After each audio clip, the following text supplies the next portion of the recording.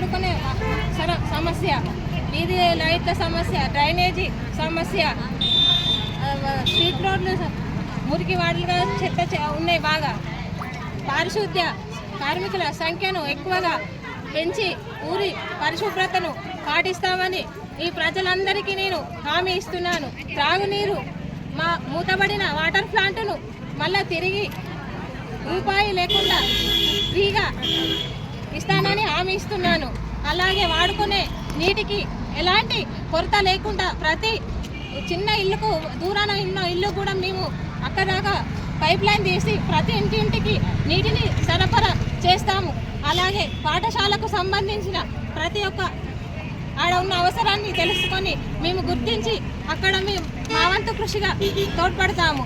అలాగే ఇందిరమ్మ ఇండ్లు లేని వారికి ఇందిరమ్మ ఇండ్లు, ఆసరా పింఛన్లు, ప్రభుత్వం నుండి వచ్చే ప్రతి సంక్షేమ పథకాన్ని మా ఊరి గ్రామ ప్రజలకు అందేలా మేము సహాయం చేస్తామని నిస్వార్థంగా ముందుకు వచ్చినాము.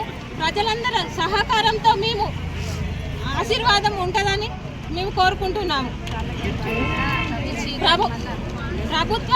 మా ఊరిలో కొన్ని ప్రభుత్వ ఆస్తులు అక్రమంగా తీసుకున్న అక్రమానికి ఉన్నాయి.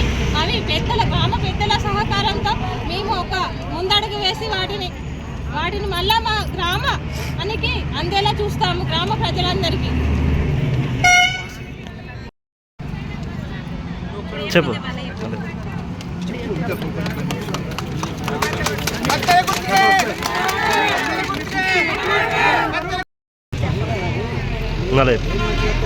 గ్రామ ప్రజలందరికీ నేను పాదాభివందనాలు చేస్తున్నాను.